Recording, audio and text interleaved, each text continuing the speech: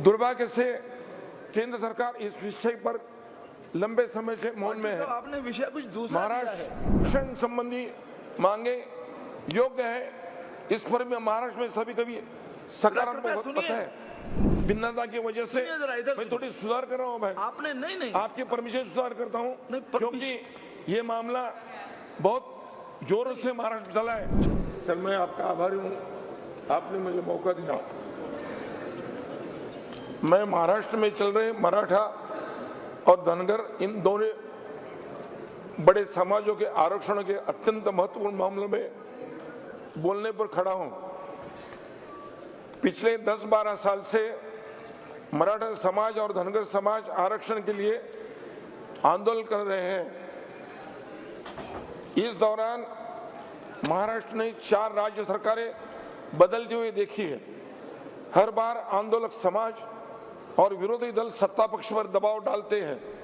सत्ता पक्ष कोई कमेटी या कमीशन गठित करता है और मामले को खींचते खींचते उस सरकार की टर्म के आखिरी महीनों में आरक्षण किसी की तरह से घोषणा कर दी जाती है।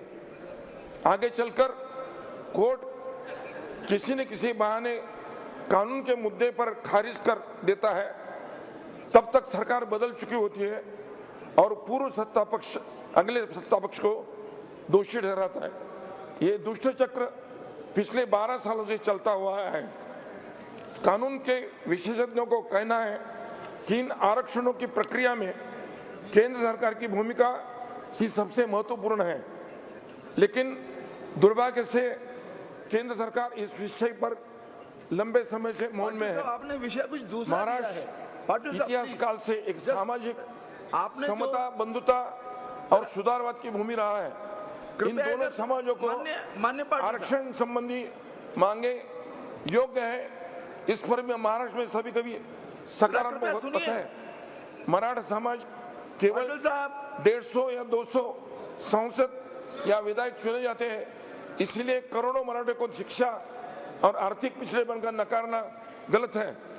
इसी तरह से करके दिया है केवल धनगर और धनगरी शब्दों के लिए भिन्नता की वजह से मैं थोड़ी सुधार कर रहा हूँ भाई। आपने नहीं आपके परमिशन सुधार करता हूँ क्योंकि ये मामला बहुत जोरों से महाराष्ट्र चला है। जो लिखा हुआ था भारत सरकार में आप तो बहुत वरिष्ठ सांसद हैं, 2 मिनट लिखा हुआ होता है। इन दोनों समाजों के प्रश्नों को करना है और अधिक समय दिए तो अनदेखा करना महाराष्ट्र भविष्य के लिए चिंताजनक हो सकता है।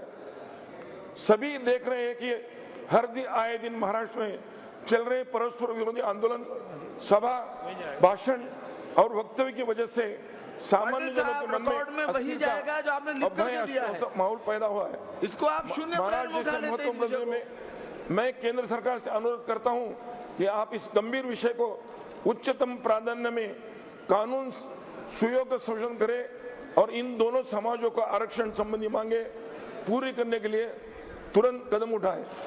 महोदय, आपने मुझे जो मौका दिया इसलिए मैं आपका आभारी हूं। पहले मैंने जो प्रश्न पूछा था उसमें थोड़े सुधार करके जो अनुमति दी, इसलिए मैं आपका बहुत आभारी हूं।